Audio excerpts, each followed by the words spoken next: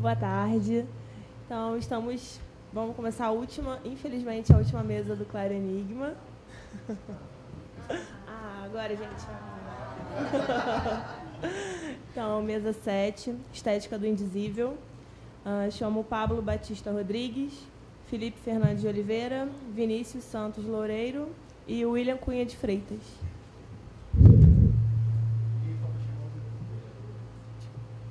Nossos queridos mediadores, professor Ricardo Pinto e Marcelo Diniz.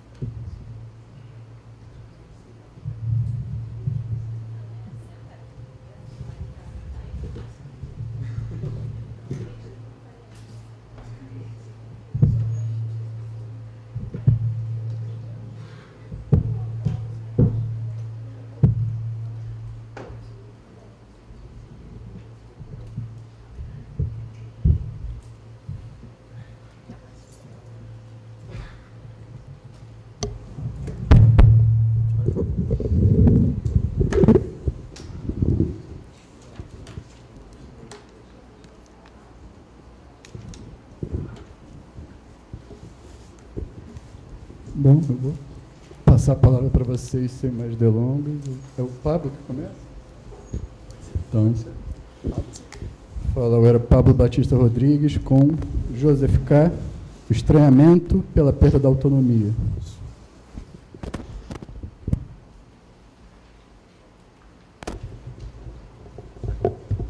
Som, sim. Boa tarde. Boa tarde. Como vocês sabem, me chamo Pablo Rodrigues e estou completamente nervoso. Obrigado. Bem, eu sou um dos monitores do laboratório de edição ligado ao Ciência da Literatura, coordenado pelo professor Ricardo Pinto de Souza, que também é meu coordenador. Meu orientador. Viram um nervosismo. O meu trabalho, de forma geral, ele lida com essa questão desse estranhamento que temos quando lemos Kafka, que pelo menos é um sentimento particular que tenho, e acredito que a maioria das pessoas, dessa questão de estar diante de Kafka de alguma forma, ser retirado do chão. E, de alguma forma, é isso. É uma das coisas que me atrai na literatura de Kafka. Meu trabalho tem como título Joseph K. O estranhamento pela perda da autonomia, e leio, então, o meu trabalho. Tratar sobre o estranhamento, seja em Kafka ou em outros autores, é lidar, sobretudo, com o resultado que essas obras causam no leitor. Uma breve passagem sobre a narrativa de Franz Kafka, escritor que vamos nos deter, nos faz perceber isto, que seus escritos geram em nós o sentimento mais prototípico do termo estranhamento. Sentimos-nos desconfortáveis, sem chão, e de início, sem identificação. Porém, o sentido desse termo tão especial para a nossa pesquisa é mais amplo, incluindo também a admiração. É essa relação em que o estranhamento, de alguma forma, também pode ser convergido para a admiração. Seja em A Metamorfose, A Colônia Penal, A Ponte, no caso, em O Processo, o que podemos identificar na narrativa kafkiana são personagens que, no desenrolar das tramas, nos desestabilizam. O que dizer da transformação de um caixeiro viajante em um inseto, de um oficial que se coloca em uma máquina de tortura, de uma ponte com características humanas, ou ainda ser condenado por não ter feito mal algum? Observaremos, então, esse estranhamento kafkiano construído de diversas formas em sua obra e, no caso do livro selecionado, observaremos esse processo de estranhamento pelo viés da perda da autonomia de Joseph K. diante do desenrolar de seu processo. Veremos toda uma narrativa bem construída por Kafka, que leva o leitor à instabilidade por meio da linguagem, da narrativa, às ações dos personagens e no modo como se caracteriza o espaço no decorrer do livro. Inicio com uma citação de Viktor Choklovsky, que diz o seguinte, em Arte como Procedimento: o objetivo da arte é dar a sensação do objeto como visão e não como reconhecimento. O procedimento da arte é o procedimento da singularização dos objetos e o procedimento que consiste em obscurecer a forma, aumentar a dificuldade e a duração da percepção. O ato de percepção em arte é um fim em si mesmo e deve ser prolongado. Choklovsky, em seu ensaio, aponta diretamente para a arte moderna, falando sobre a quebra de um reconhecimento automático, vinculando a compreensão do artístico por meio de um estranhamento, isto é, um choque, sendo isso presente na arte do século XX. a quebra do naturalizado pela passagem do singular e do estranho. Na mesma direção, dos importantes críticos de Kafka, Günter Enders afirma que, em Kafka, o inquietante não são os objetos nem as ocorrências como tais, mas os fatos que seus personagens reagem a eles, descontraidamente, como se estivessem diante de objetos e acontecimentos normais. Seja em objeto singularizado de Viktor Shklovsky ou algo que vai além no objeto em Günter Enders, a estranheza da narrativa de Kafka se dá por esse não se espantar, por uma calma e sobriedade, a começar pela própria linguagem. Logo de início, percebemos que não teremos uma elegância de palavras e construções complexas como em Proust ou Joyce, dois gigantes da prosa do século XX. O choque se dá mais pela clareza e simplicidade, nos levando a crer que Joseph K. é um sujeito completamente tranquilo. Porém, como nos diz Modesto Carone, a linguagem utilizada por Kafka é realmente simples, porém pedregosa, pontuda e inóspita. O narrador apresenta os acontecimentos de maneira seca, burocrática e protocolar. Na primeira passagem de O Processo, encontramos escolhas lexicais e construções sintáticas encarregadas de indicar conjecturas e dúvidas, pontos importantes para a nossa leitura. É presente em O Processo orações interrogativas e subjuntivas, construções no futuro do pretérito e o início de uso de modalizadores. Um Joseph K., que pelo discurso vai perdendo logo pela manhã o controle de sua vida. A princípio, o leitor pode encarar isso como algo comum, estando no início do livro. Porém, nessa narrativa, o choque se dá pelo comum.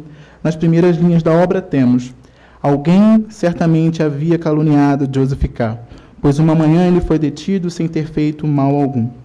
A cozinheira, a senhora Grubert, sua locadora, era a pessoa que lhe trazia o café todos os dias por volta de 8 horas, mas dessa vez ela não veio.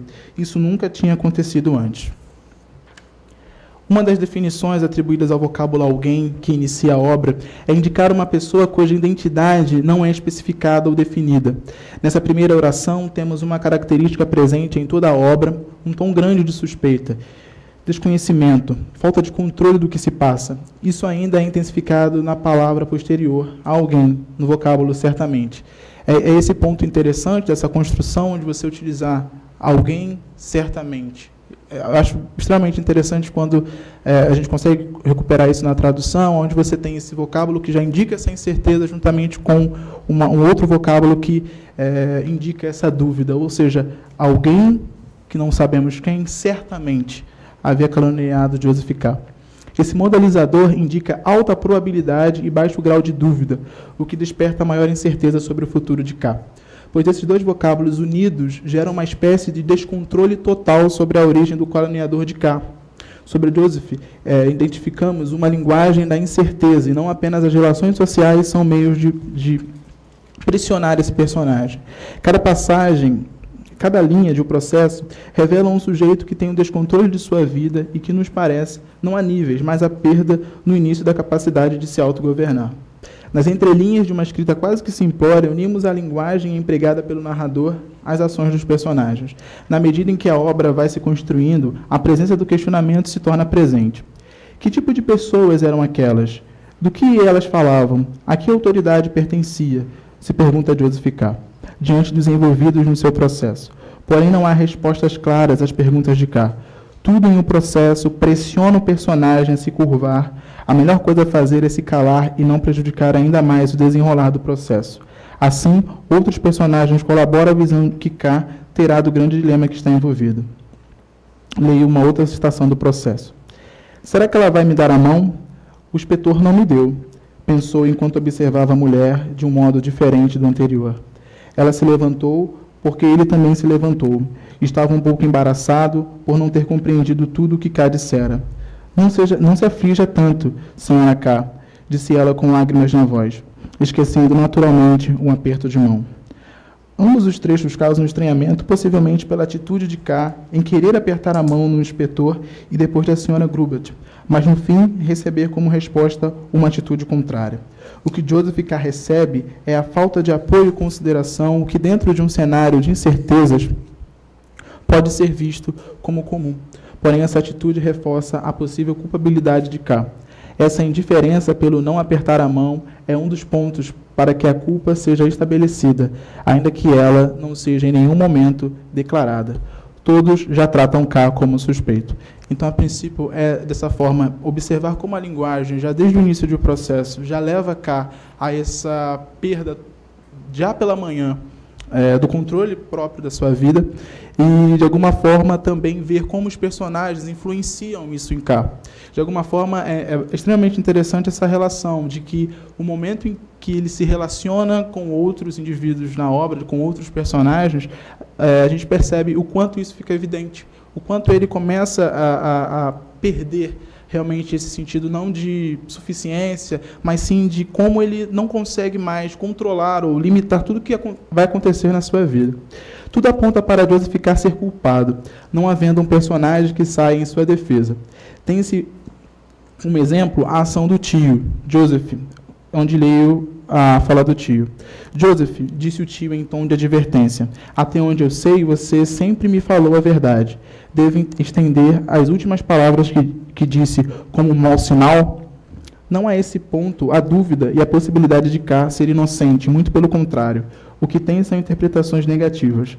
Essa intromissão familiar demonstra a total perda do controle do processo por Joseph K. Somente pela invasão de sua vida pelo tio é que o personagem kafkiano é levado a tomar uma decisão. É isso de que é justamente esse tio que diz, não, K, você precisa procurar um advogado. É justamente essa intromissão, ou seja, do outro na vida de K, que configura ainda mais, contribui ainda mais para a perda da autonomia desse personagem. Por fim, entendemos que os ambientes do processo atuam sobre Joseph, gerando a opressão e sufocamento. Na primeira ida ao tribunal, K se depara em sua procura com uma rua que tinha dos dois lados prédios quase uniformes, altos, cinzentos, de aluguel habitados por gente pobre. Percebe-se que o espaço na trama sempre será caracterizado por um tom que remete ao escuro e ao sombrio. Não apenas a construção física, como também como o próprio clima da ida ao tribunal, que coincide com essa negatividade. No domingo, o tempo estava turvo, como uma citação de um processo também. Da mesma forma, a casa do advogado Hood se caracteriza pela escuridão e a penumbra, pertinho até o ocultamento do chefe do cartório. Inseguro, olhou em volta, a luz da pequena vela nem de longe chegava a penetrar até a parede do outro lado. E, de fato, algo lá no canto começou a se mexer. Via-se ali, junto a uma pequena mesa, um senhor sentado. É um dos momentos do processo em que Kafka, ao visitar o seu advogado, da mesma forma, é interessante essa passagem, quanto até estranha, porque no momento se revela outro personagem no canto obscuro da sala. Então, a gente vê como esse local é construído, gerando essa incerteza. Porque no momento em que há um outro elemento naquela sala, de alguma forma, uma outra pessoa também conhece o processo do K. E, de alguma forma, isso também é presente em momentos em que os outros personagens, como, por exemplo, o advogado, quando chega para o Kafka, diz isso também. De alguma forma, ele já conhecia o processo onde K estava envolvido. Identifica-se, então, que o estranhamento causado pelo leitor, pelo menos o que eu tentei observar, está ligado, entre outros elementos, à escrita, à ação dos personagens e o espaço em o processo, todos indicando a perda da autonomia pelo personagem Joseph K. Há no início, ao término da obra, uma adequação de K devido ao discurso que ele e os personagens apresentam, cheios de dúvidas e inconsistências, a imposição dos personagens que os cercam e na própria caracterização do espaço. Esse estranhamento em relação a ser acusado, a ser julgado, sem ao menos saber a culpa, e uma espécie de acomodação por Joseph K por ser visto nesses três elementos analisados, porém eles não se esgotam de forma alguma nessa temática que eu estou pretendendo analisar. Então, de alguma forma, observar tanto a linguagem que é empregada em o processo, quanto a ação dos personagens sobre K, e, por último, como o espaço se configura na obra, em o processo, é extremamente interessante, porque isso contribui para observar a questão de como se dá esse estranhamento e como está ligado a esse autor na perda da sua autonomia. É interessante que até uma das questões que pensamos nessa leitura de Kafka, que também se relaciona com esse estranhar quando leio Kafka, é quando, diante dessas outras obras de início que citei, ainda que o trabalho tenha se detido em o processo, é que esse estranhamento, pelo menos na minha observação, se dá dessa forma ou se deu dessa forma em um processo. É diferente do diante da não diante da lei, na colônia penal, em que a observação do estranhamento ali gerado é de uma forma acontece de uma outra forma. Acho extremamente interessante e gosto de falar na colônia penal porque foi uma das passagens de Kafka que, quando eu li, eu chorei, assim, pela questão profunda ali daquele estranhamento de elementos que saem assim e, enfim.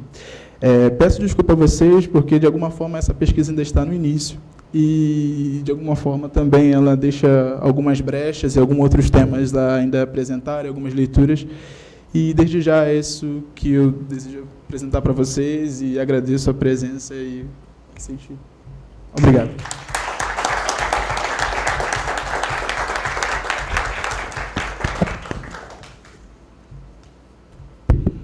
Obrigado, Pablo. A gente vai fazer as perguntas no fim, né? Tá. Então, eu passo para Felipe Fernandes de Oliveira com Ipseloria, a poética do sublime. Som. Boa noite. Meu nome é Felipe, né? O meu trabalho que eu vou apresentar aqui para vocês vai ser sobre o sublime. Para começar a falar sobre o sublime, é importante localizá-lo em seu modo particular de pensamento, ou o modo como, pela primeira vez, ele foi enunciado em um esquecido tratado do 1º século depois de Cristo. Seu conteúdo foi redescoberto no século XVI e amplamente divulgado por Boileau no século XVII. Seu autor não se conhece. Ele pode ter sido um grego chamado Longino, ou Dionísio, provavelmente contratado para ser professor de retórica em Roma, quando a retórica ocupava um lugar muito prático para a instituição romana e didático para o aprendiz. Muito distante do que a gente conhece do que acontecia na Grécia, né? Aquelas disputas sofísticas, né? No contexto assinalado está o Tratado do Sublime, que no grego original a gente tem como perihipsos, né? Hipsos é sublime, né? No grego. Longino se propõe a falar sobre uma técnica do sublime. Todo o tratado é uma longa tentativa de compreender essa técnica. A primeira edição do Perihipsos data da primeira metade do século XVI, foi realizada pelo humanista Francesco Robortello. Conta-se pelo menos com mais 15 edições, até a tradução feita em 1674 pelo Boileau. E a partir dessa edição começa um longo percurso epistêmico, né, acerca do sublime. Boileau teoriza que o sublime é uma categoria poética, né, distinta da categoria do belo, e que o conteúdo sublime é diferente de um estilo sublime, associando a ideia de maravilhoso.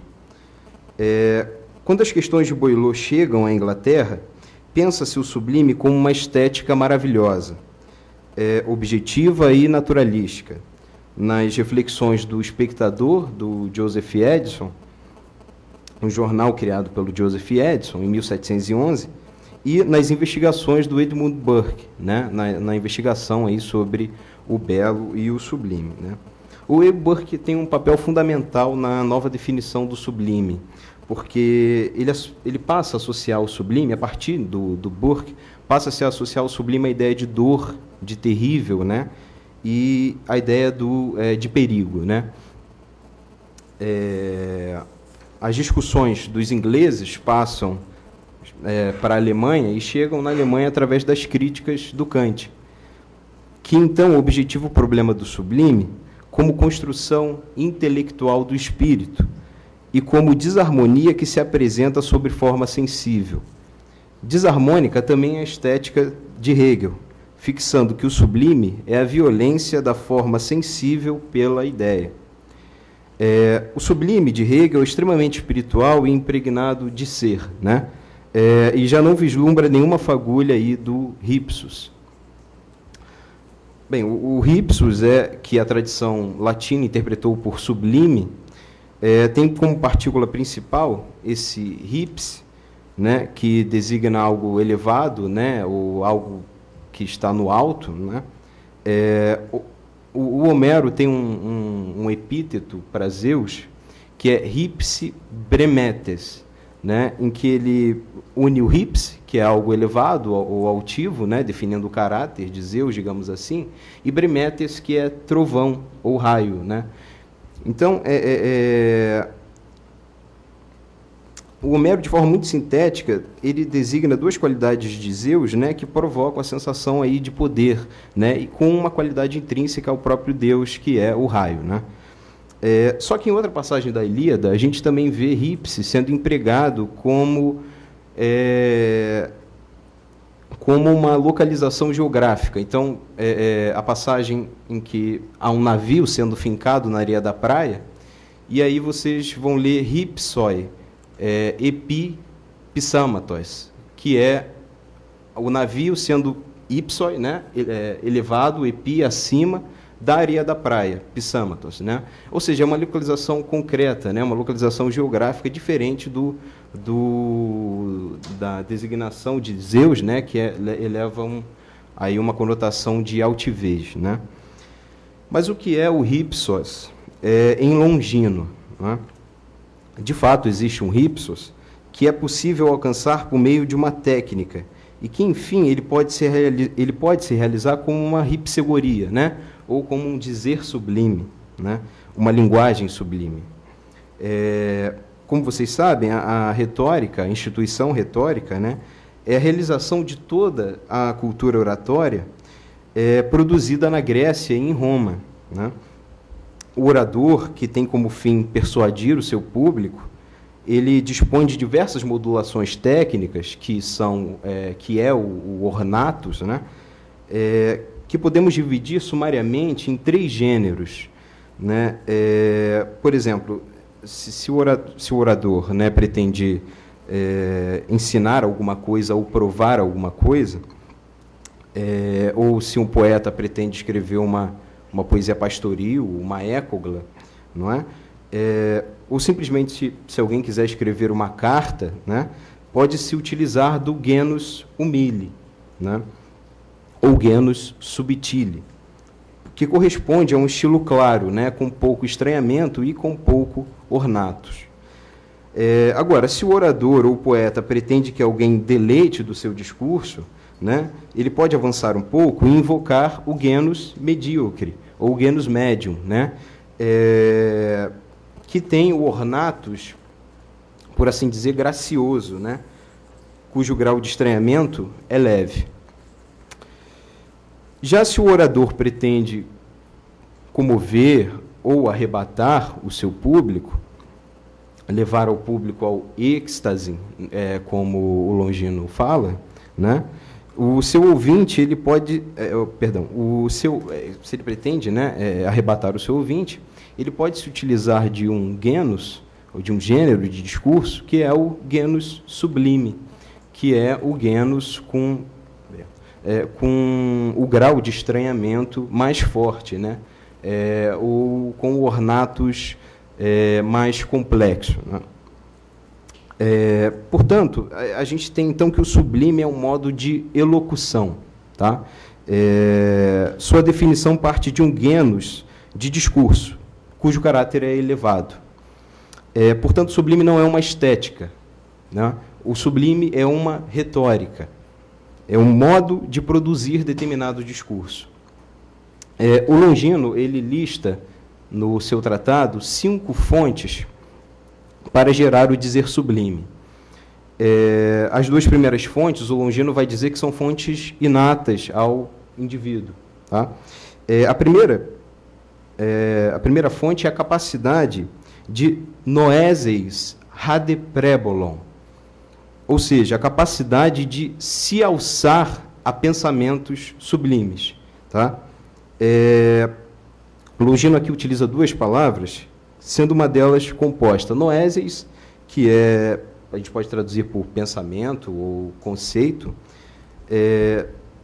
O nu de anima, o Aristóteles, ele utiliza essa palavra para designar uma operação mental dos indivíduos, não é? Então, os indivíduos se acercam de objetos da percepção, que são os asteta, né? E traduzem isso como conceitos, né? Traduzem isso como noeta, né? Uma tradução dos objetos da percepção para os conceitos. E aí o Longino utiliza essa palavra nesse mesmo sentido, conceito. Tá?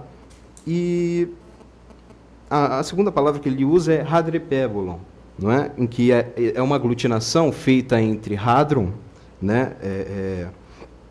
Hadron é algo forte, né? Algo crescido. Hadron também pode ter o sentido de experiente ou vivido, né?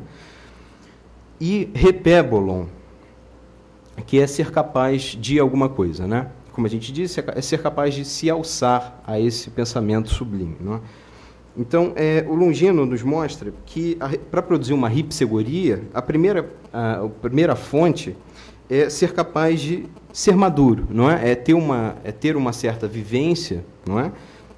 Que é uma prerrogativa fundamental de se alçar a esse pensamento sublime.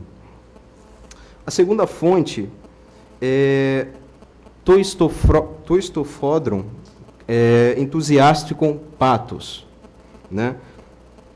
Esfodron designa aqui, a tradução mais literal, né, que a gente tem no português, é emoção veemente e inspirada, né? Esfodron é algo veemente, é algo violento, né? E entusiasticum pathos o Longino recolhe aqui dois termos que ele usa para amplificar um estado de ânimo, né? Entusiástico é estar inspirado, né? Que numa tradução mais literal, a gente tem aí entusiástico, ou ter o Deus dentro de si, né? Estar inspirado por esse Deus. E pathos, né? Que é afetar-se intensamente com alguma coisa, né? Entusiástico, pathos, então é estar violentamente elevado e transportado, né, por algo arrebatador. As outras fontes, elas são partes de um exercício técnico de retórica, né? De fato, as duas são partes do ato do indivíduo e as outras três são partes de exercício de uma técnica que se pode alcançar por meio de treinamento retórico mesmo, né? Então, a terceira fonte, ela se constitui da moldagem das figuras, né? Schematum plasis, né?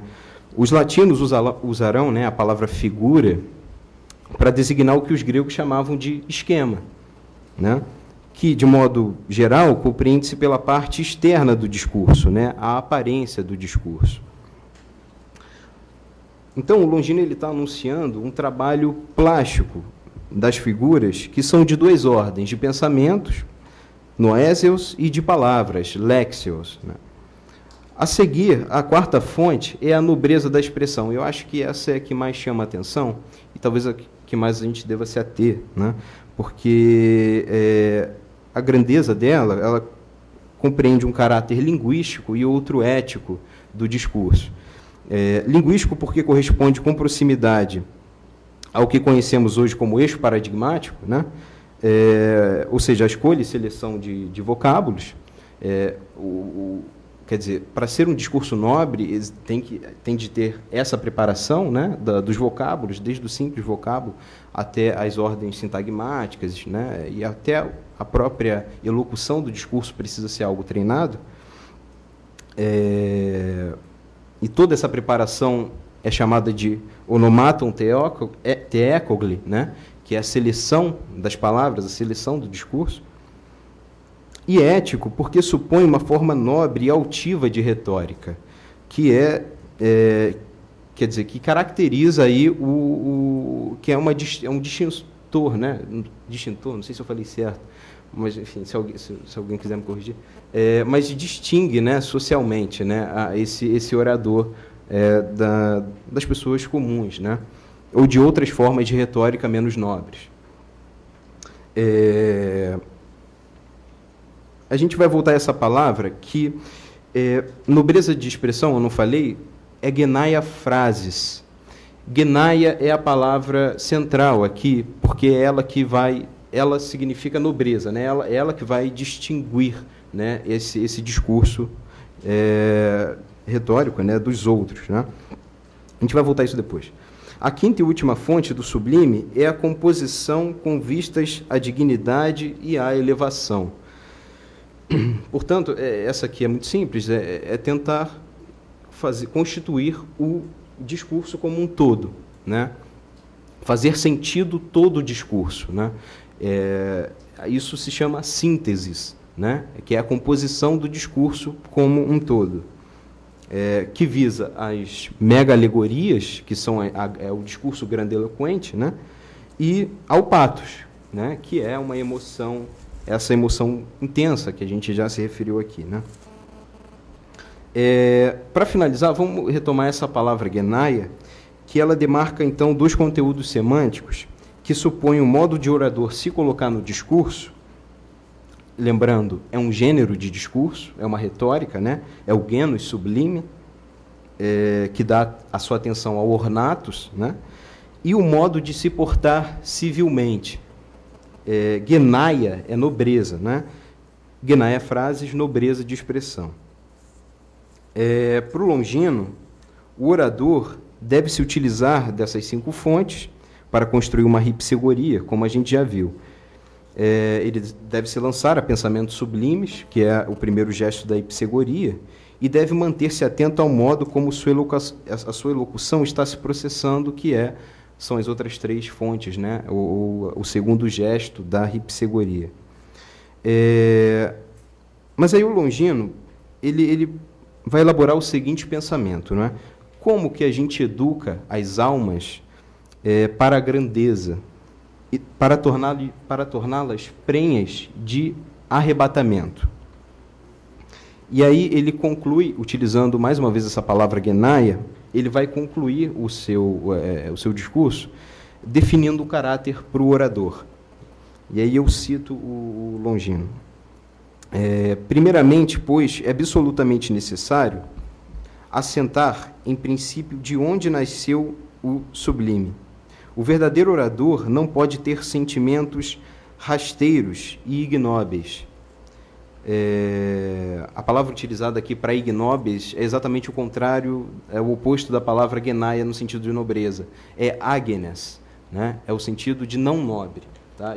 E aqui a tradução feita pelo Jaime Bruna, ele utiliza a palavra ignóbil. Né?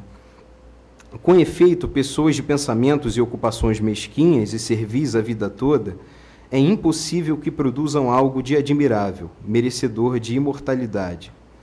Grandeza, naturalmente, existem nas palavras daqueles cujos pensamentos são graves. Né? Então, o Sócrates, não me lembro agora em qual diálogo, mas ele também utiliza essa palavra, agenes, para se referir ao bajulador. E o Longino está atacando exatamente aqui 3 tipos de discursos, que é o discurso empolado, né? O discurso bajulador e o discurso do escravo. Né? Ou seja, é necessário, para produzir o discurso sublime, para produzir a linguagem sublime, não estar sujeito a nada. Não é? No sentido de não estar sujeito a uma ordem de um discurso bajulador, que necessita de algo ou de alguém para se submete, né, a um certo discurso,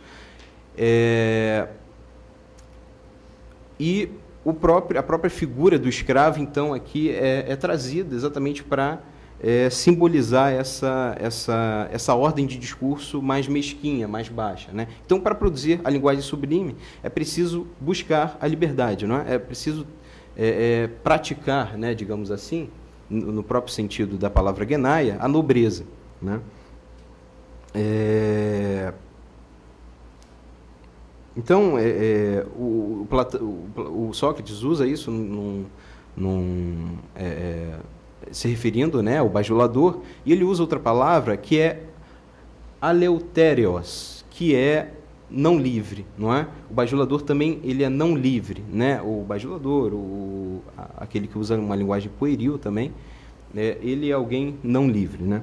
Então, o orador deve estar livre do que é vicioso para o seu entendimento, de tudo aquilo que pode, de alguma maneira, escravizá-lo e, mais ainda, escravizar o seu discurso. Na civilidade grega e romana, a retórica do homem livre não pode ser a retórica do escravo, que, aliás, não tem retórica. Por isso, o orador deve estar apto para a grandeza e evitar a bajulação, o amor ao dinheiro, o amor ao prazer, o excesso e tudo aquilo que civilmente se traduz como vício, portanto, como sujeição do indivíduo. A particularidade do pensamento de Longino implica esses dois eixos: composição do discurso sobre a operação do gênio sublime e a liberdade do gênio criador. Com essa formulação, a ripsegoria é uma distinção ética do discurso do orador que define seu grau de liberdade diante do mundo civil. Obrigado.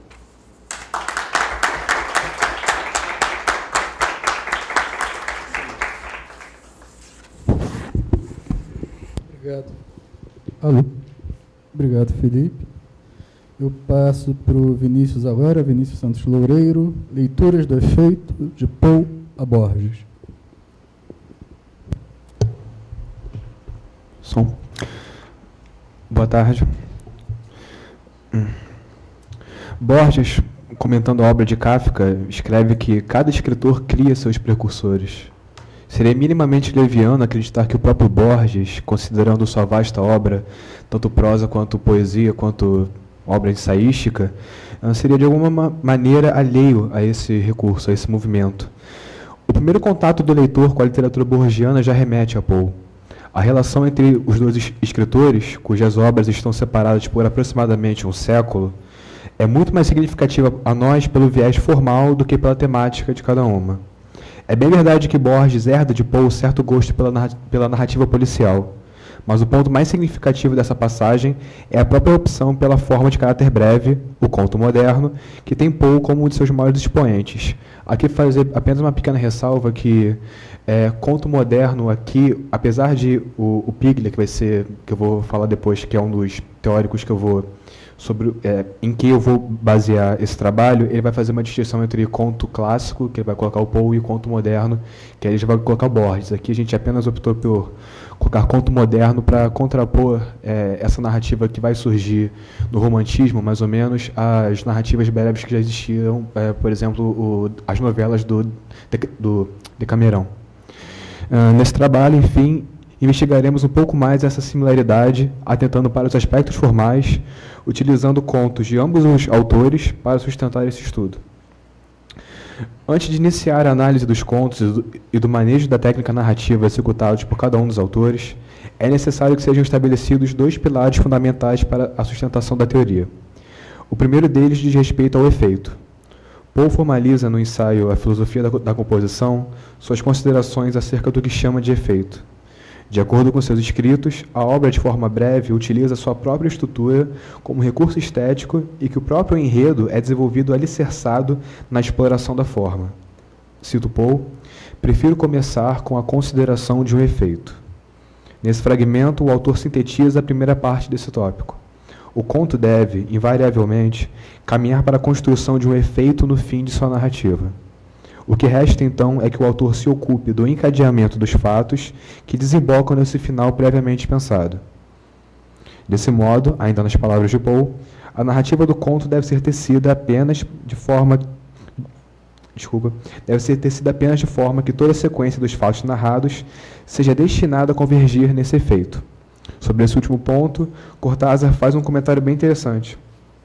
O bom contista é um boxeador muito astuto e vários dos seus golpes iniciais podem parecer pouco eficazes quando, na realidade, já estão minando as resistências mais sólidas do adversário. O segundo pilar de sustentação do trabalho aqui desenvolvido permeia algumas considerações sobre o conto expostas por Ricardo Piglia. Segundo Piglia, é possível afirmar que todo conto trata de duas histórias dispostas em diferentes planos narrativos. O que ocorre na narrativa do conto, então, é que os dois relatos são sobrepostos de maneira que, à superfície do texto, encontremos um deles e que, à margem, ou submerso, outra história vem à tona. Entretanto, deve ser recordado que a segunda é apenas sobreposta pela primeira. Ambas coexistem no mesmo texto, dispostas apenas em planos narrativos distintos. Na obra de Poe, podemos verificar esse recurso uma série de vezes. Em A Queda da Casa de Usher, o narrador nos apresenta a mansão de Roderick Usher, amigo de longa data, já desgastada pela ação do tempo e à beira de sua própria ruína. Aproximando do fim do conto, percebemos o encontro de dois relatos análogos.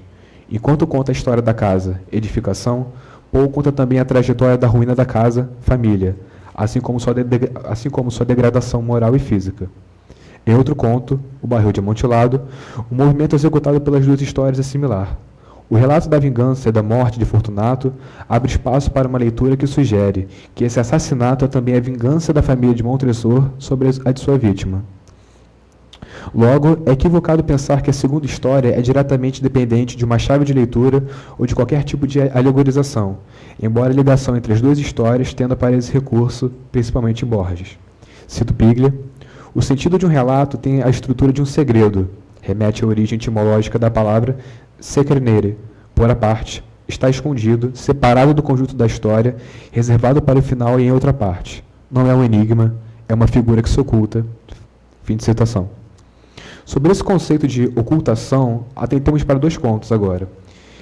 Em Metzer-Geinstein, Poe nos conta a história da rivalidade entre duas famílias em uma sociedade ainda crente na metempsicose. O desfecho desse relato aponta para a própria metempsicose como explicação, algo que havia sido sugerido logo em seu início. Em O Homem da Esquina Rosada, Borges conta a história de um assassinato cometido com uma faca, cuja existência havia sido mencionada em algum momento da narrativa.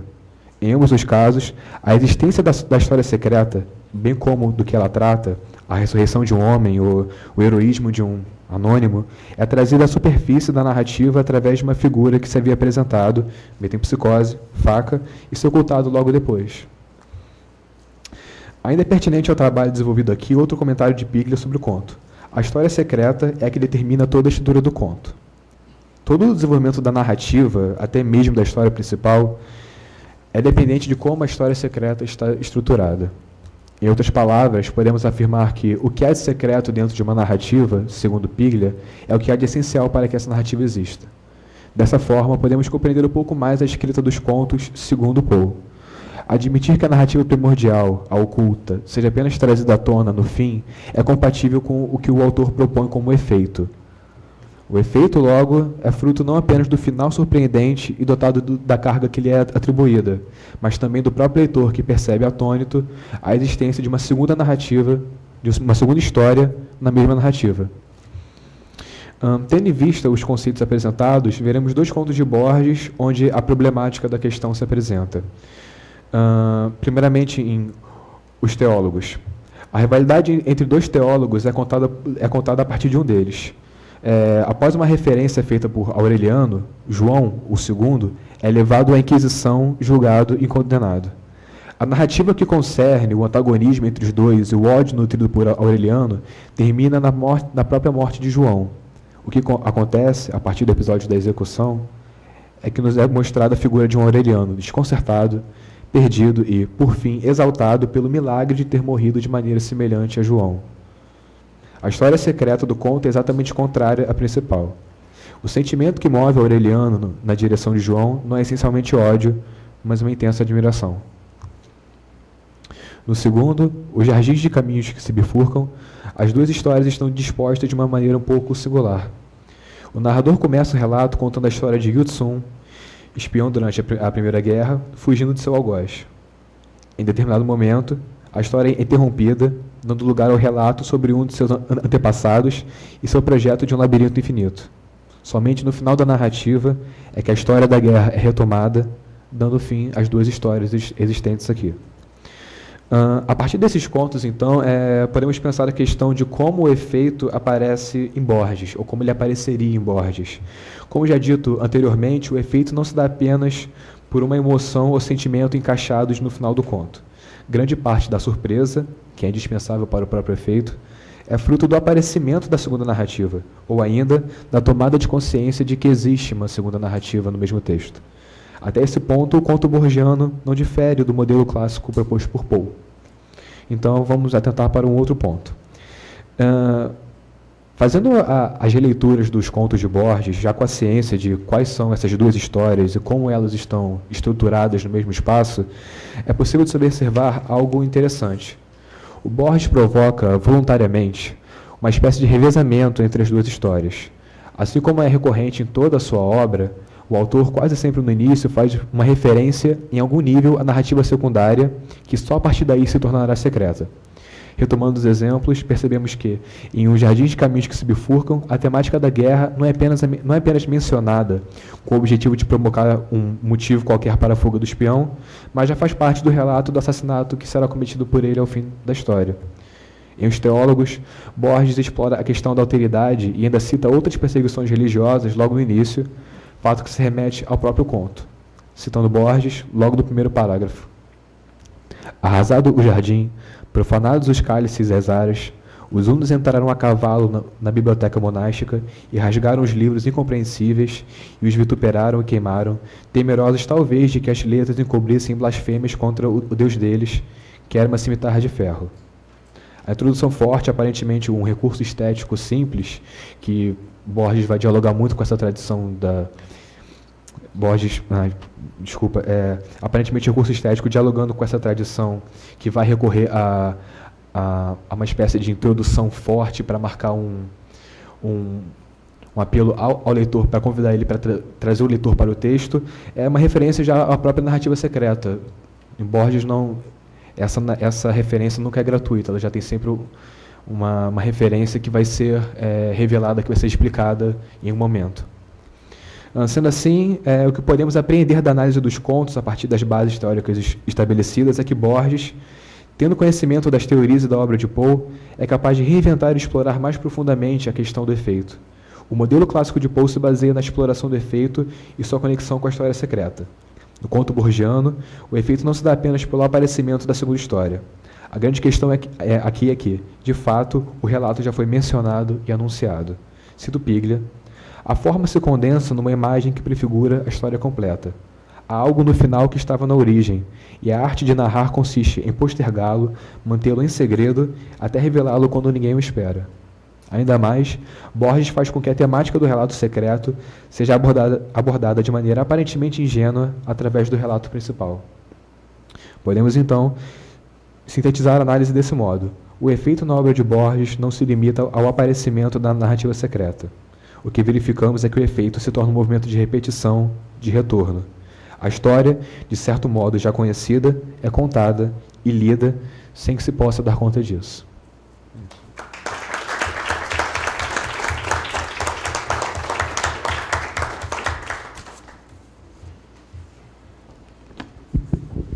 Obrigado, Vinícius.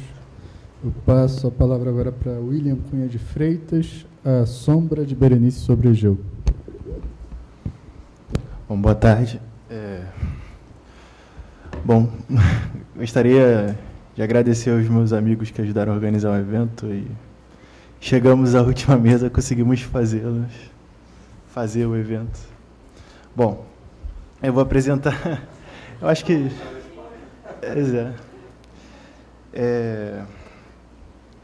só achar aqui. Eu vou apresentar o trabalho Sombra de Berenice sobre Egeu, que vai justamente tratar do melancólico em Edgar Allan Poe, essa questão da melancolia. E vou ler um poema aqui do Edgar Allan Poe que vai servir como uma espécie de epígrafe para o texto. A tradução é de André Maurois, não sei pronunciar. Bom, Malraux. Este beijo em tua fronte, deponho. Vou partir, e bem pode, quem parte, francamente aqui vi confessar-te, que bastante razão tinhas quando comprastes meus dias a um sonho. Se a esperança se vai esvoaçando, que me importa se é noite ou se é dia? Ente real ou visão fugida? De maneira qualquer fugiria. O que vejo, o que sou ou suponho, não é mais do que um sonho. Fico em meio ao clamor que se alteia de uma praia, que a vaga tortura. Minha mão um grão de areia segura, com bem força, que é de ouro esta areia. São tão poucos, mas foge-me, pelos dedos, para a profunda água escura. Os meus olhos se inundam de pranto. Oh, meu Deus, eu não posso retê-los. Se os aperto na mão, tanto e tanto. Ah, meu Deus, eu não posso salvar um ano ao menos de fúria do mar? O que vejo, o que sou ou suponho, será apenas um sonho num sonho? Poema de Edgar Allan Poe. Bom, estudar os aspectos melancólicos em Edgar Allan Poe é uma tarefa tentadora, uma vez que seus textos são repletos de elementos que remetem a esse estado tão comum na literatura e na modernidade.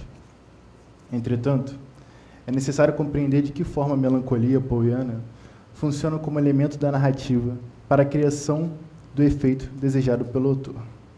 Assim como já citou meu amigo, repito a citação dele, em seu ensaio de Poe, A Filosofia da Composição, Poe afirma que prefere começar o texto pela, em suas próprias palavras, consideração de um efeito. Para fins de análise, assumimos então que esse efeito ao qual o autor considerou em seu conto Berenice seja o melancólico. Eu fiz esse trabalho com a intenção de fazer uma leitura cruzada entre o texto Luto e Melancolia de Freud e o conto Berenice de Edgar Allan Poe. Esses textos têm uma distância histórica de aproximadamente 80 anos e eu tenho consciência que a gente também tem que atentar que Freud realiza um ensaio clínico e Poe é um texto literário. Então, há uma melancolia clínica, uma melancolia literária, por assim dizer. Bom, continuando. O narrador desse conto, Berenice, chama-se Egeu, esposo da personagem que dá título ao livro. Ele é acometido por uma enfermidade que o atrapalha em toda a sua vida. Essa doença consiste numa obsessiva fixação a objetos e coisas frívolas. Entretanto, há dificuldade desse narrador em definir essa doença, como podemos observar nos trechos a seguir do conto analisado. Cito: essa monomania, se devo assim chamá-la, consistia numa irritabilidade mórbida daquelas faculdades do espírito denominadas, pela metafísica, como faculdades da atenção. Fim de citação. Em um momento anterior no texto de Poe, cito novamente, minha própria doença, pois me fora dito que não poderia dar-lhe outro nome, minha própria doença. Fim de citação. A definição de melancolia em Freud é complexa. Em seu ensaio, ele busca uma maior compreensão do que é essa neurose em si. Dentre as definições dadas pelo autor para esse estado, destaca o trecho em que ele a caracteriza como, cito, um desânimo profundamente doloroso, uma suspensão do interesse pelo mundo externo. Fim de citação. Destaco também a íntima relação da melancolia com a morte, com a perda de um objeto de desejo. Poe apresenta a doença de sua personagem em termos próximos ao que Freud descreveria dali a alguns anos. A Egeu só interessam os livros da biblioteca de seu pai e as coisas que o consomem a atenção são frívolas e inúteis. Seus interesses são internos e voltados para si. As atividades que o interessam são reclusas e individuais. A dita monomania dessa personagem se trata então dessa incompreensão e incapacidade de nomear seu próprio problema. Essa doença não é vista com bons olhos por Allan Poe, como podemos observar nesse texto. Isso já é notável a partir do segundo parágrafo do conto. Entretanto, é mais claro observar no trecho a seguir. Cito Poe. A excessiva, ávida e mórbida atenção assim excitada por objetos triviais em sua própria natureza não deve ser confundida, a propósito, com aquela propensão meditativa do agrado das pessoas de imaginação ardente. Fim de citação. É interessante notar que, ao contrário de como é idealizada no romantismo, A melancolia que não é apresentada em nenhum momento como sendo vantajosa para a personagem. A melancolia, no momento todo, desde o início do texto, o narrador deixa isso bem expresso, que a melancolia, esse estado melancólico, incomoda, atrapalha, enfim. Isso vai ser... Vou falar um pouco mais disso mais à frente. É interessante notar que, ao contrário de como é idealizado no romance... Até a próxima publicação do ensaio de Freud, esse estado era visto como vantajoso à criatividade. A partir de então, com esse autor passando a tratar como necessária a discussão desse tema e propondo forma de tratá-lo, o senso comum passou a se modificar. Bom, o cômodo da biblioteca tem grande importância para a narrativa. Além de um local de reclusão, também é onde se desenrola grande parte das cenas do conto. A biblioteca é efetivamente um ambiente de ganhos e perdas para a personagem. Um local de começo e fim. Cito Allan Poe. As recordações de meus primeiros anos estão intimamente ligadas àquela biblioteca e a seus volumes. Ali morreu minha mãe, ali nasci. Fim de citação. É nesse mesmo local onde ocorre o último encontro em vida entre Berenice e Egeu. Também nessa biblioteca, o narrador atenta pela primeira vez para os dentes da personagem que dá título ao conto. Dentes esses tão importantes para a narrativa e que trarei a discussão mais à frente em minha fala. Segundo Freud, a melancolia consiste na incapacidade de nomear o objeto perdido pelo sujeito. Por isso, podemos analisar hoje o quanto essas perdas de Egeu são significativas na construção desse efeito melancólico. Tanto sua mãe, figura familiar também muito importante nos estudos de psicanálise, quanto Berenice o abandonaram nesse cômodo tão icônico para a personagem. Cito Freud. A libido livre não se deslocou para um objeto e sim se retirou para o ego. Lá, contudo, ela não encontrou em uso qualquer, mas serviu para produzir uma identificação do ego com o objeto abandonado. Desse modo, a sombra do objeto cai sobre o ego, que então pode ser julgado por uma determinada instância como um objeto abandonado. Aqui então podemos ver o que, para Freud, ocorre após a perda e por que o sentimento melancólico se dá. Aproveitando essa citação, destaca o momento do conto em que Edgar Allan Poe também utiliza a figura da sombra para definir o sentimento de Egeu acerca da perda de sua mãe e dos acontecimentos a serem narrados mais à frente em seu texto, mais particularmente a morte de Berenice. Cito: há uma lembrança de forma aérea, de olhos espirituais expressivos, de sons musicais, embora tristes. Uma lembrança que jamais será apagada, uma reminiscência parecida a uma sombra, vaga, variável, indefinida, instável. É tão parecida a uma sombra também que me vejo na impossibilidade de livrar-me dela, enquanto a luz de minha razão existir. Fim de citação. Observamos aqui essa incapacidade de nomear o objeto perdido, já comentado anteriormente, e também a presença da imagem da sombra, muito usada em Edgar Allan Poe, particularmente no conto em questão. Bom, voltando à questão dos dentes, o enredo do conto começa a se encaminhar para a conclusão quando Berenice adoece profundamente e começa a definhar até o seu momento final. Egeu, acometido por sua doença, fixa todas as suas atenções nos dentes de sua esposa e passa 2 dias inteiros dentro da biblioteca, pensando somente nisso. Ao fim desse período, ele recebe a notícia da morte de Berenice, que, em seu leito de morte, encontrava-se com os dentes à mostra, como num sorriso macabro. Desculpe, me perdi. Nesse momento do texto, há uma lacuna, uma hesitação, e não podemos compreender com clareza os acontecimentos entre a visita de Egeu ao leito de morte de sua amada e seu retorno à biblioteca, onde ele se encontrará com todos os dentes dela em uma pequena caixa. Svetlana Todorov, em seu ensaio Os Limites de Edgar Allan Poe, define o fantástico da seguinte forma, cito: o fantástico nada mais é do que uma hesitação prolongada entre uma explicação natural e uma outra sobrenatural, que concerne aos mesmos eventos.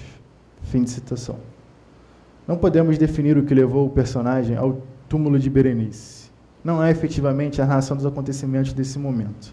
Apenas a descrição de um criado que não testemunhou todos os acontecimentos e apenas ouviu gritos que futuramente no texto saberemos serem os da defunta, enquanto Egeu retirava seus dentes para guardar consigo.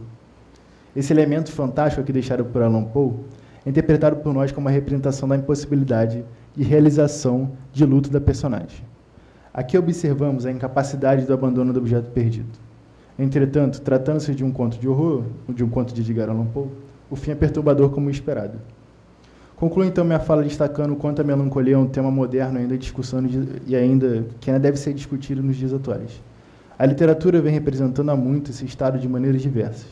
Entretanto, entre tantos autores que escreveram textos com esse tom, Edgar Allan Poe se destaca como aquele que é essencialmente melancólico, pois sempre representa a perda da segurança do eu em seus contos. Utilizando as palavras de Todorov, abre aspas, Poe não é, portanto, um pintor da vida, mas sim um construtor, fecho aspas, um construtor da literatura. Obrigado.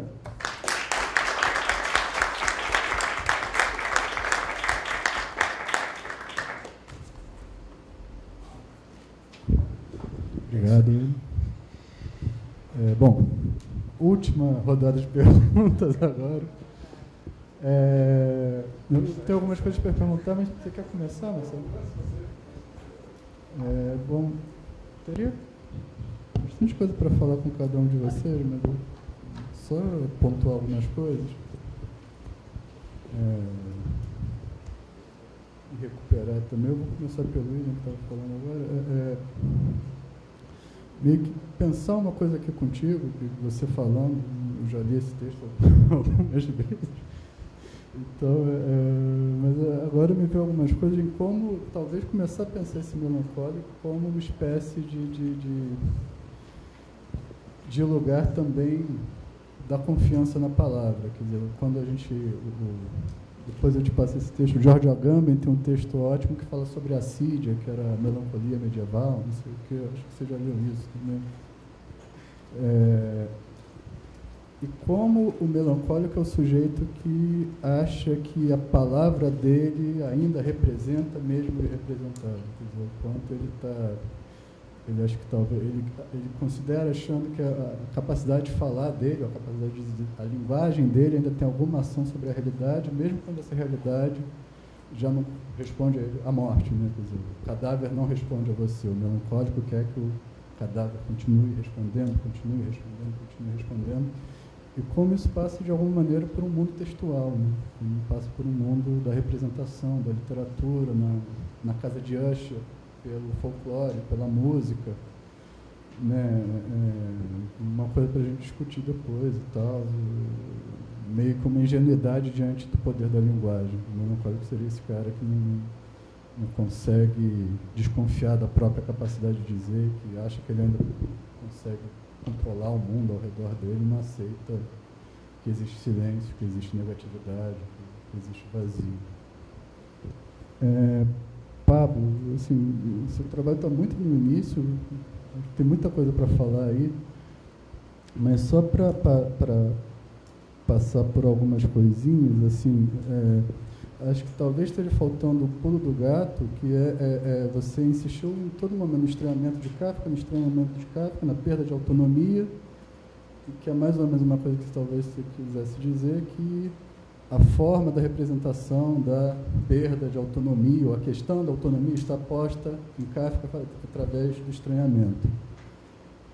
Quer dizer, pensar direitinho como é que você vai articular isso, né? Quer dizer, existe uma forma da perda da autonomia, existe uma autonomia, um problema da autonomia, especialmente o problema da perda de autonomia na modernidade, que é representado através de uma forma literária, através de uma certa maneira de você estruturar os textos. Quando você fala e aí eu já não sei se, ouvindo você, já não sei se seria exatamente estranhamento. Você falou muito que é um termo deleuziano, na indecidibilidade, na dúvida e não saber. Talvez o estranhamento passe também por aí. Talvez fosse legal você pensar isso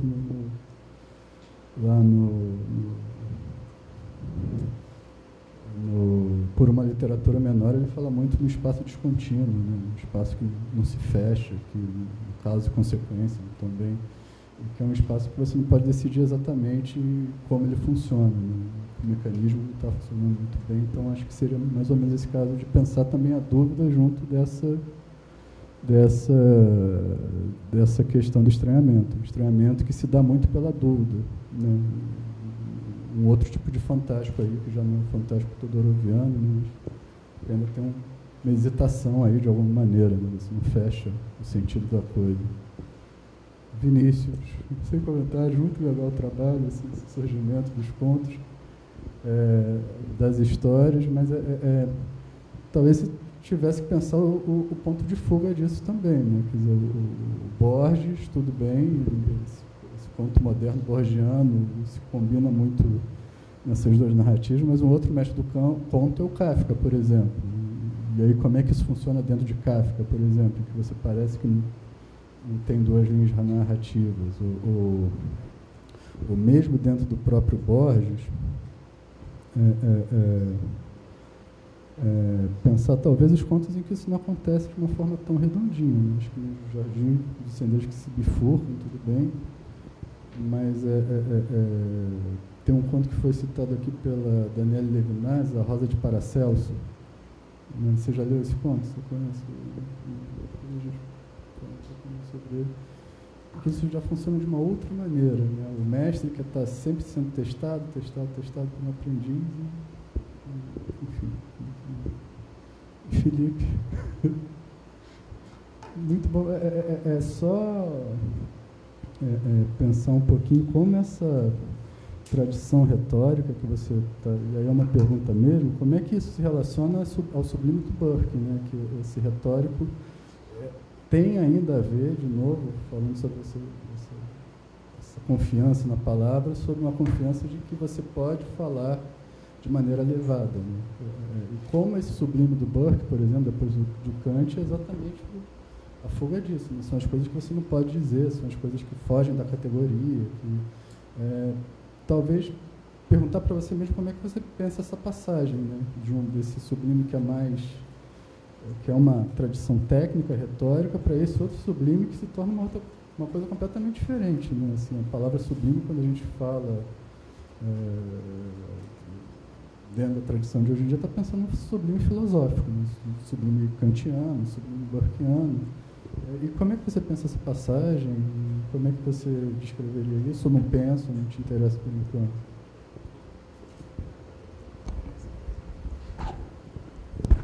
No caso do Burke, especificamente, assim, o Burke associa as ideias de sublime, né? Obviamente, por conta do Boileau, o Longino chega até a Inglaterra, enfim. Mas o Burke está pensando em termos trágicos sobre o sublime. Já não é mais o sublime como proposição de uma retórica alta ou elevada. É, de fato, como pensar esse sublime dentro aí de termos trágicos, né? Que até então...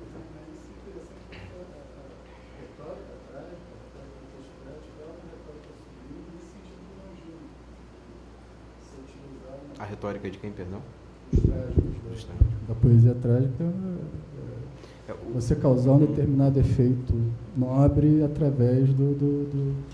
E aí eu gostei muito da sua descrição quando você fala para essa fala do escravo, a fala do homem livre, é uma das coisas que está em jogo também na fala trágica, por exemplo, e que é meio que esquecido em Burke, né? Se fala uma coisa completamente diferente.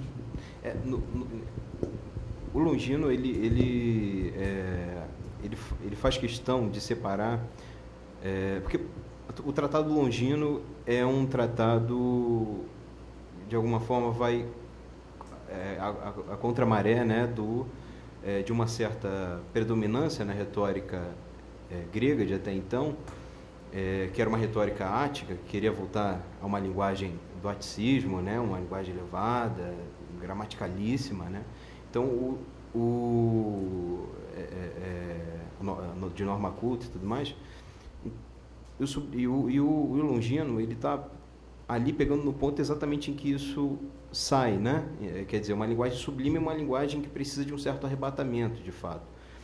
Mas o sentimento associado ao sublime é o êxtase. ao contrário do patético, que é o pathos, né? Que seria o Hélios, né? E o Phobos, que seria a comiseração e o medo, no caso, né? O terror, né?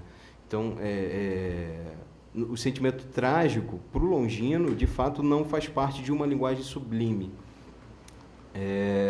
embora esteja aí, às vezes, associado, né? Mas, originariamente, o sublime não é algo, de fato, trágico, embora possa incluir o patético, né? O Burke não, o Burke já associa de uma forma, né? O sublime é o terrível, né? É a forma terrível, e o Kant vai comprar essa ideia, né? O Hegel também compra essa ideia, dizendo que não, no sentido de que a ideia não cabe na forma, né? O Hegel vai dizer isso, né? É algo nesse sentido incompreensível para a cognição humana, talvez, né?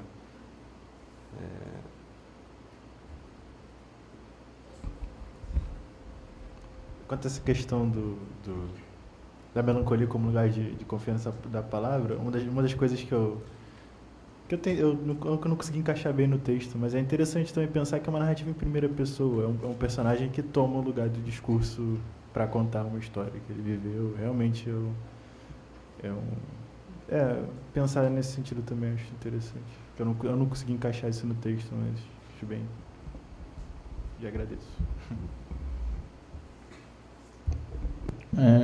Obrigado pelos comentários, professor. É engraçado, né? A questão de orientador e orientado. Não, só para as perguntas são péssimas. Eu tenho que perguntar uma. Desculpa, gente, mas tem todo esse lado interessante, porque, de alguma forma, a bibliografia já indicada, por exemplo, a Kafka é uma literatura menor, nós tínhamos comentado que eu já estava lendo, é interessante tudo isso.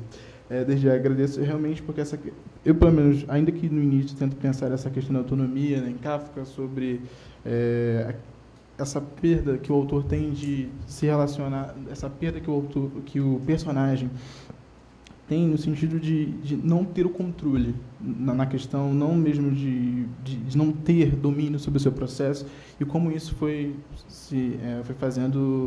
acontecendo no decorrer da narrativa. Achei interessante a orientação sobre a questão do estranhamento, sobre a dúvida, né? Uma coisa, ele não tem domínio sobre a história dele, como nós também não temos domínio sobre a narrativa. Isso, e isso é uma coisa interessante, até mesmo que eu tento fazer logo do início, né?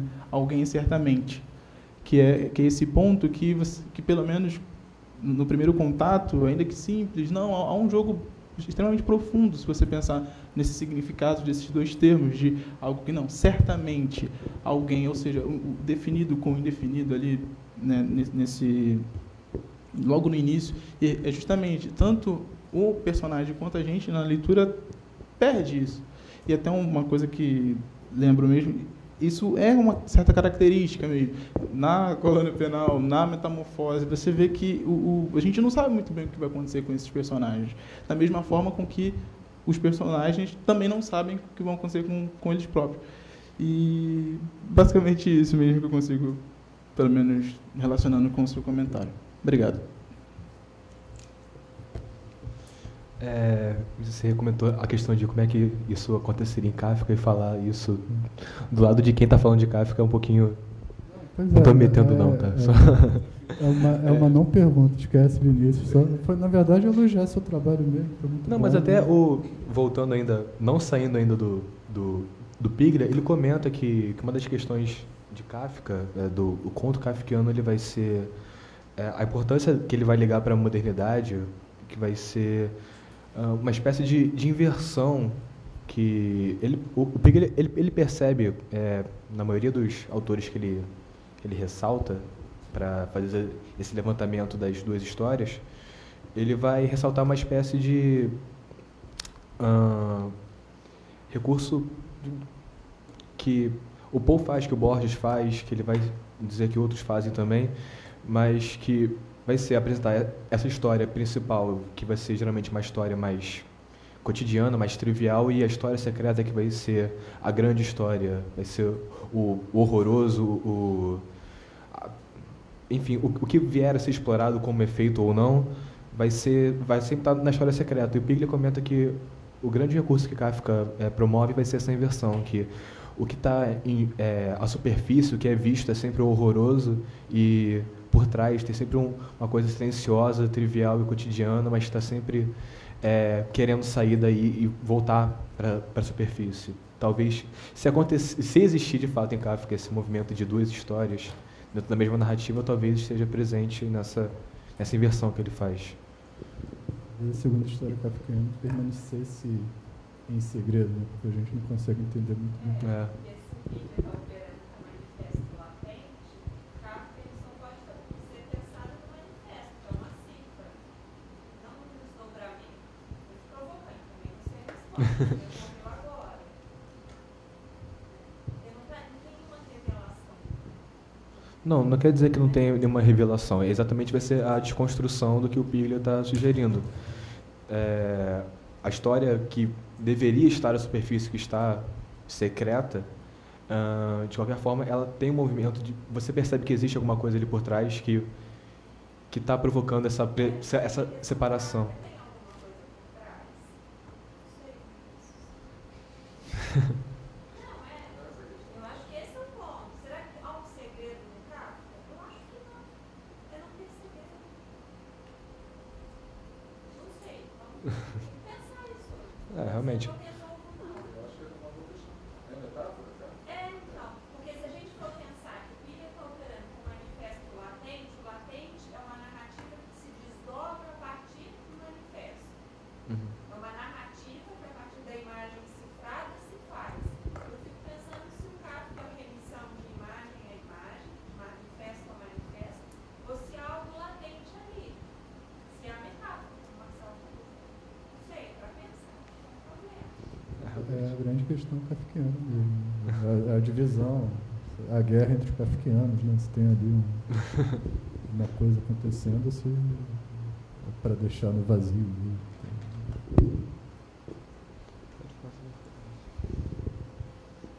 Eu queria recuperar o nome da mesa, que vocês deram à mesa. Como é o nome da mesa mesmo? Estética.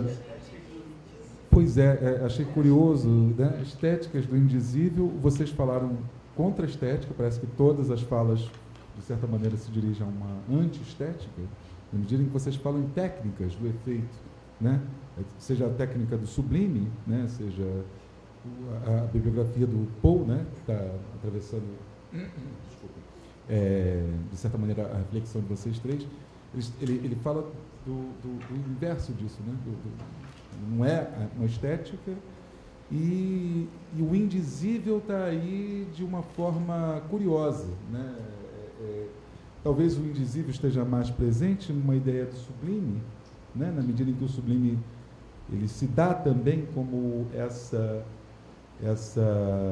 afirmação de uma impossibilidade, né? De uma impossibilidade para a razão, né? Tem de um paradoxo, né? A ideia de uma contradição, né? De um paroxismo qualquer da razão. Ele é dessa ordem, o arrebatamento é justamente na medida em que ele leva o pensamento para algo além da representação, parece, né? Esse limite da representação. Estou dizendo em Longino especificamente.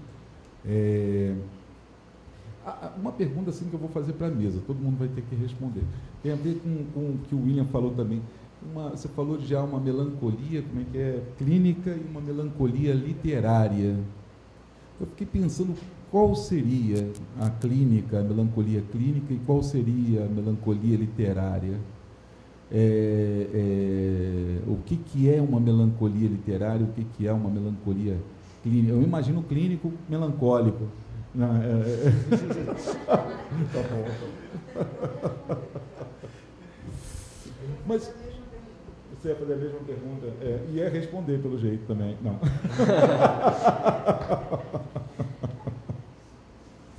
Mas, assim, a minha pergunta é, porque, vou falar assim de uma maneira muito, talvez, superficial. A impressão é de que em Kafka, em Borges, em Poe, o sublime está em uma outra dimensão. Parece que uma impossibilidade dessa enunciação elevada do sublime. Me parece, se a gente pensar, sobretudo, nesse Kafka, em que em que o latente não existe, só existe o manifesto, né?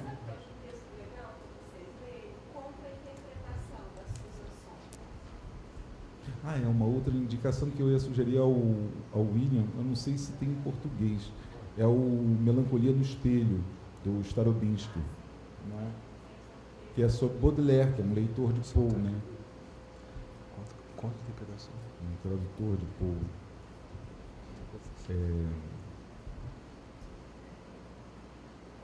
Eu não terminei a pergunta, né? Eu falei, eu parei. Você quer fazer a pergunta no meu lugar?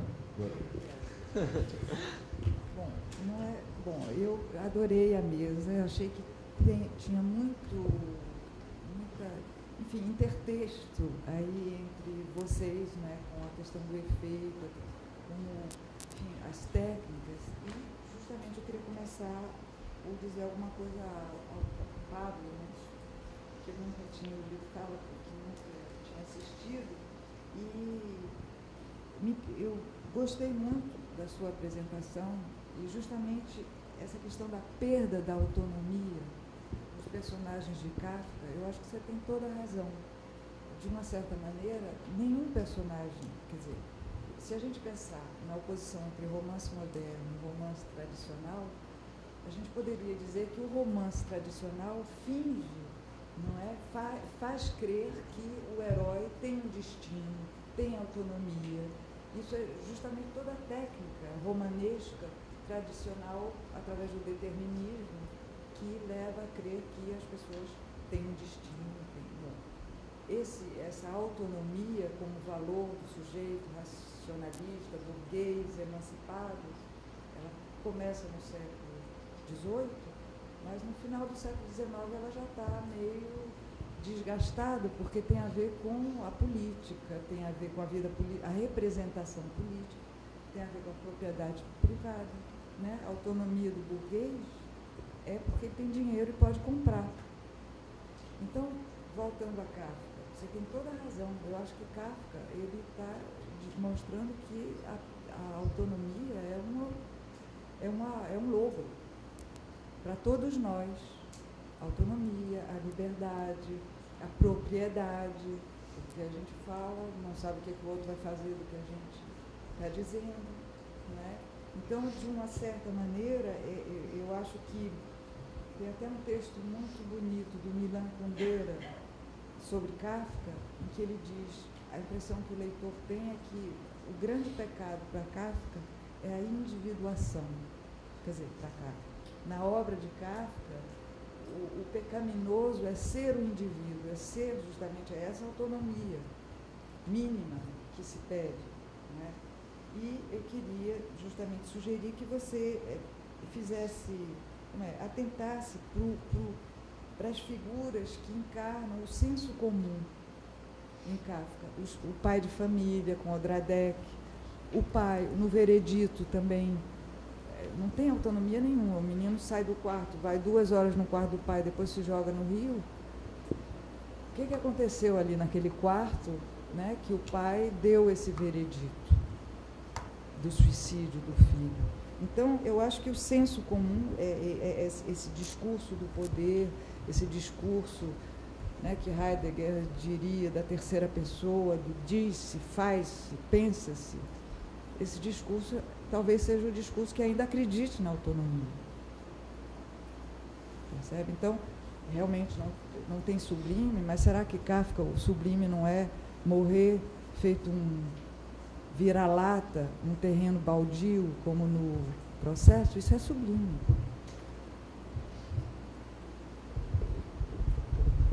Som. Agora a expectativa.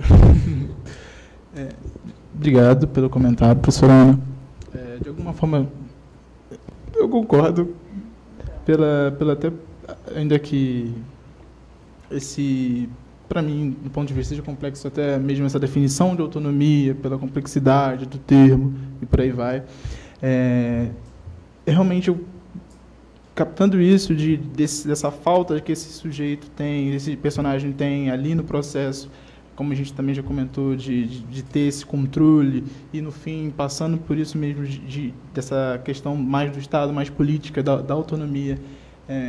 Vejo isso em Kafka, justamente. E até mesmo uma das passagens que tínhamos conversado com o professor Ricardo era justamente desse sublime. O que seria esse sublime? O que seria esse estranho, desculpa? E que passaria por essa questão do sublime. Ou seja, até mesmo eu lembrei disso com a fala do Felipe, em que há uma coisa interessante, uma intertextualidade, em que no momento da anunciação, por exemplo, do Cristo, por exemplo, você tem ali o não temas do anjo. Esse momento que é o sublime, o anjo, o angelical, mas ao mesmo tempo é o estranho, é esse jogo realmente do que o sublime é o estranho, esse acompanhado do não temas, isso que é realmente, de alguma forma, isso que a gente vê em Kafka. Foi até um comentário que o professor Ricardo fez, né? O que você está querendo dizer com esse sublime aqui, essa questão dessa bênção aqui também, desse estranhamento ser bênção e tudo mais. E agora também confesso a minha dificuldade nessa questão de entender também essa relação da autonomia, em que esse sujeito se coloca, o limite até onde o sujeito pode estabelecer as leis que ele próprio coloca para ele mesmo, esse direito e tudo mais, e como isso é limitado. E em Kafka, de alguma forma, você não tem nem esse direito. É justamente isso, você não tem nem essa questão do Kafka, do Joseph, decidindo algo sobre si mesmo. E essa questão dessa relação desses personagens, como o tio, por exemplo, mesmo no processo, que realmente é esse símbolo, né, da família e tudo mais, é interessante porque é justamente nessa passagem onde o Kafka vem ali e tudo mais, aí o tio, não, você precisa de um advogado. Então, essa intervenção direta do tio, da família, é realmente apontando para isso, né? Essa descrença do tio, realmente os vizinhos ali olhando, tudo mais, esse senso comum ali em volta. E obrigado pelo comentário. Anoto. Obrigado.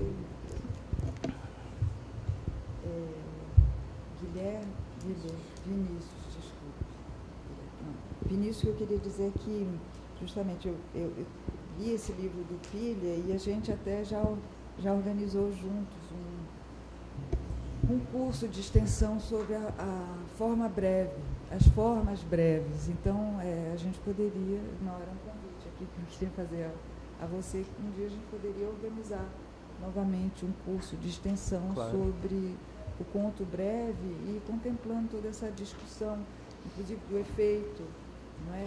Eu me pergunto se, ao ler a filosofia da composição, a gente não deveria trazer Poe, a linguagem dele, para a modernidade da teoria literária.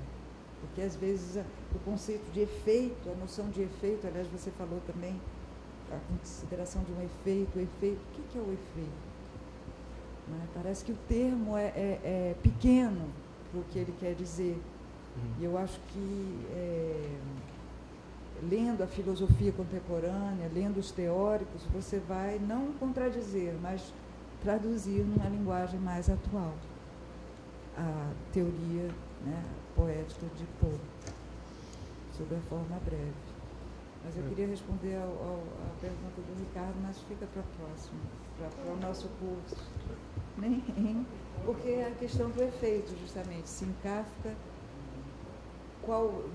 porque até é banal dizer que um filme bom é um filme que o turning point acontece nos 10 primeiros minutos, né? Ou seja, tem que ter uma reviravolta na situação narrativa para que o espectador, né, fique atento e queira continuar atento ao filme. Num conto, qual é o efeito? É o efeito de estranhamento, de surpresa, é o efeito justamente do vazio. O efeito é estético, não é um efeito de surpresa na simples diegese. Percebe? Então, eu acho que a gente tem que estudar a forma breve. Eu, particularmente, tenho uma convicção de que é mais fácil entender a totalidade da construção estética numa forma breve, porque justamente tem as associações, os espelhamentos ali, tem um todo construído, vectorizado, né? Então, eu acho que essa sofisticação da construção da forma, muito mais do que o simples efeito de surpresa que dava a impressão que era o que você estava... Enfim, não sei se é isso, o efeito. Não, tem até alguns problemas com as traduções da filosofia da composição atuais que vão traduzir o effect, que o Paul escreve, por sentimento, que vai minar completamente o que o Paul vai pensar como efeito, que você lê a filosofia da composição e você chega no final pensando, tá, o efeito não é necessariamente um sentimento.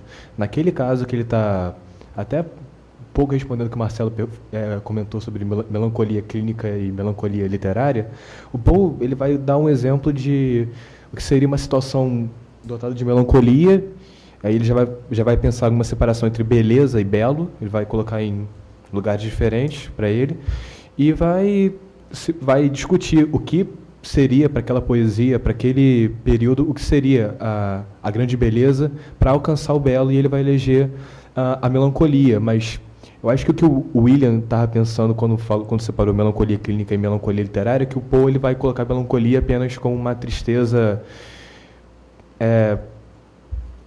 Oi? Como efeito? uma tristeza incomensurável. E quando o Freud ele vai escrever sobre a melancolia, ele já vai trazer a noção de perda do objeto. Assim, realmente, agora falta um pouco de leitura para...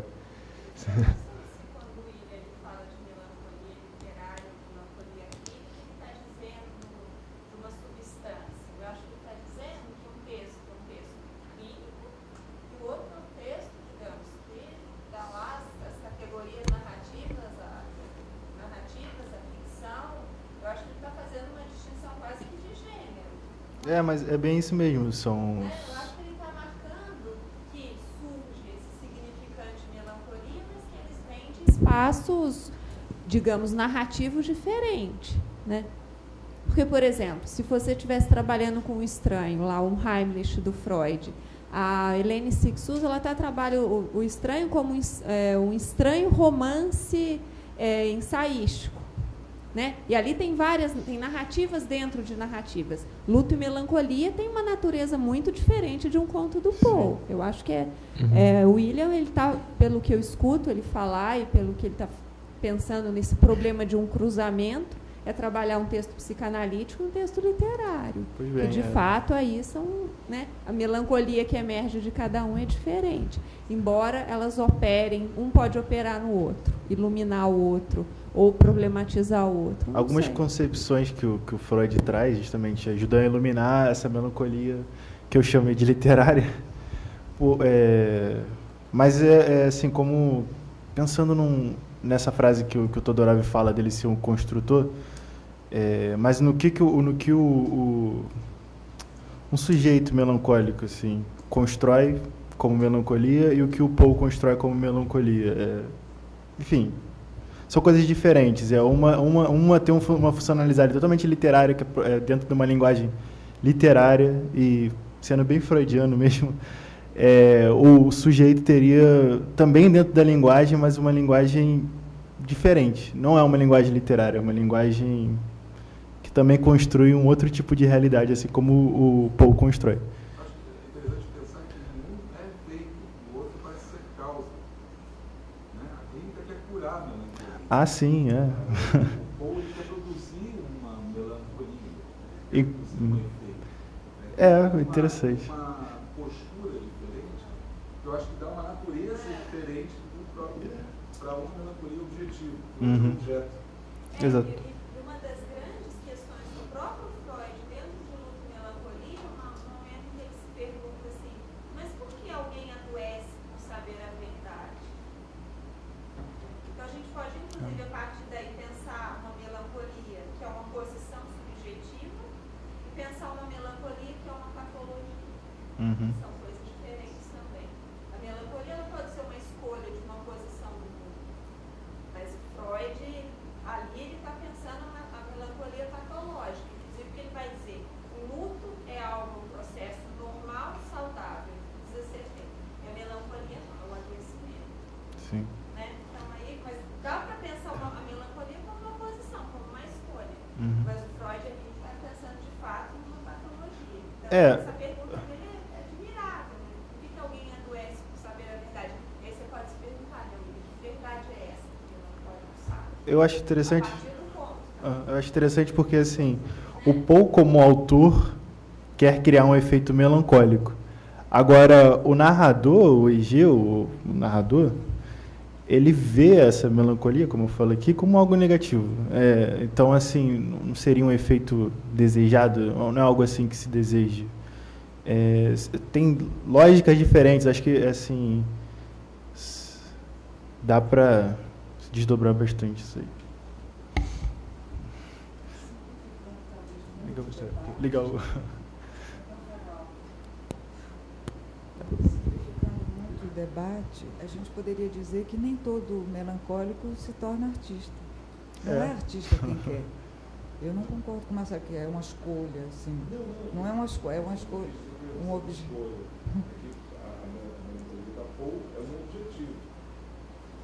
Teorizar sobre a melancolia na relação com a arte, exatamente, né? Sim. O outro é uma patologia. Mas, enfim, tem até a gravura do Dürer, né?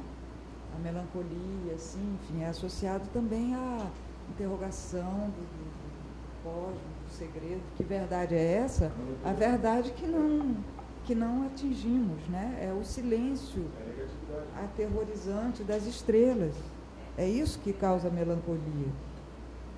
É o não saber. Verdade. Ou a falência do saber. É o objeto que não consegue... É o sujeito que não consegue nomear o objeto, é o não saber. Interessante. Obrigado.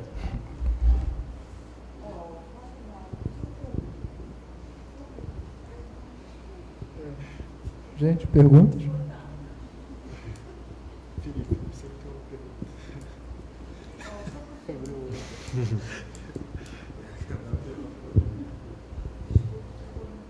Não, que isso.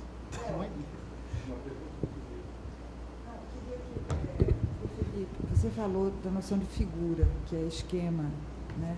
Você poderia falar mais um pouquinho sobre isso? Posso te dizer por quê? Porque a epígrafe do Gérard Genette, que é o tratado máximo de teoria da narrativa, é um diálogo de Kafka entre dois personagens que ficam dizendo é personagem ou não é personagem. Aí um diz, definitivamente não é um personagem, é uma figura. Essa é a epígrafe da teoria da narrativa de Genette. É essa passagem de... Tem até um texto do Michel Deguy sobre só esse diálogozinho depois de passo. Acho que, assim, vou responder rapidamente, assim, mas acho que uma síntese sobre figura é o texto do Auerbach chamado Figura, né? É ali um panorama histórico incrível, assim, muito sintético, né? Traduzido, tem uma tradução em português, né? E aqui no caso do Longino, a palavra que ele usa é schematon plasis, né? Que é um trabalho plástico, né? Sobre, de uma forma geral, seria simplesmente o trabalho externo do discurso, tá? Então, a noção de figura que segue aí é a noção que os gregos tinham de esquema, né? Que compõe essa palavra, schematon, que é aparência ou trabalho externo. É simples a noção, não seria não chega a ser um conceito filosófico, mas chega a ser um problema retórico, né, de elocução, né, de como organizar aparentemente o discurso, né, a materialidade do discurso, né. Essa é a noção de esquema e essa é a noção que segue de figura.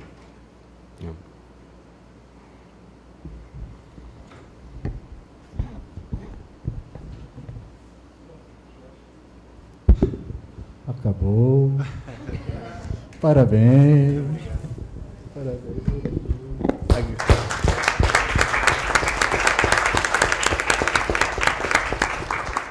Obrigado, gente. Valeu.